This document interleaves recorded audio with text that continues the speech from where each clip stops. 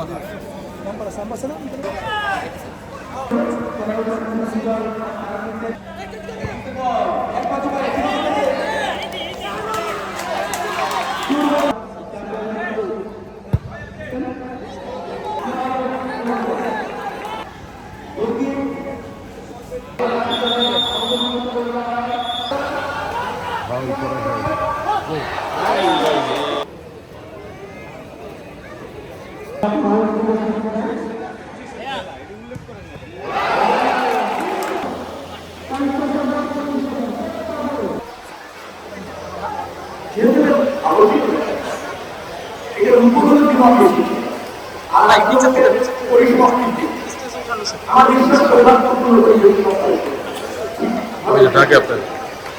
অনেক মাধ্যম তো আমি দর্শক হিসেবে দেখেছি, এগুলো আছে তাদের প্রভাবে তোমার নানা এনজয় করছে।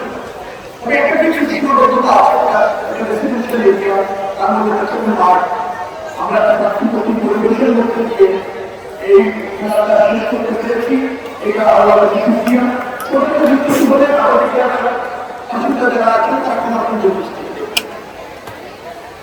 খেলাধুলা মানসিক বিকাশে এবং শারীরিক বিকাশে ইতিবাচক ভূমিকা রাখে। ছোট ছোট বাচ্চারা যারা আছেন তারা মৃত্যুর পথে ভালো ভূমিকা রাখে।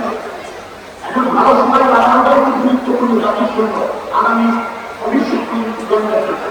আমরা যদি ইতিবাচক পথে দেখি তাহলে আমার মনে হয় যে আমরা শান্তিপূর্ণ পরিবেশে সমৃদ্ধির সাথে যেভাবে খেলাধুলার আয়োজন করা যাবে। উভয় এখানে আছেন, তিনি সহযোগিতা করেন, উভয় আছেন, সংগঠন সাইদ আছেন, ধনী আছেন। আমার মনে হয় সবাই মিলিয়ে একটা চমৎকার সময় কেটেছে এই প্রতিযোগিতা যতদিন চলেছে। যারা আয়োজন করেছেন তাদের ধন্যবাদ। এগিংস আমিও সমর্থন করেছিলাম প্রথম দিকে খেলায় দেখে। প্রাথমিক পর্যায়ে তারা যোগ্যতর দল হিসেবে চ্যাম্পিয়ন হয়েছে, তাদের অভিনন্দন।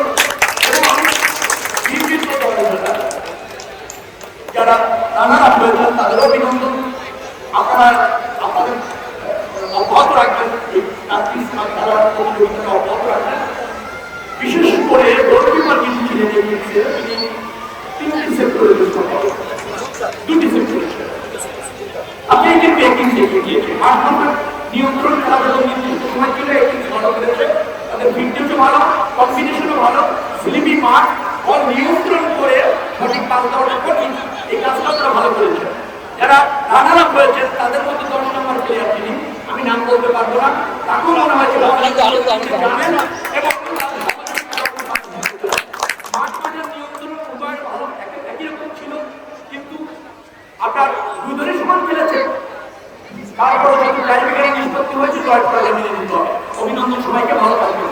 আপনারা আমাদের জন্য দোয়া করবেন, আপনাদের জন্য দোয়া রইল, আমাদের ব্যক্তি জীবন ও পারিবারিক জীবন মঙ্গল হয় হোক, সফল হোক, এই ধরনের প্রতিযোগিতা অব্যাহত থাকুক, এই প্রত্যাশা ব্যক্ত করে আল্লাহ হাফেজ। বাংলাদেশ ছবি তুলতে দে।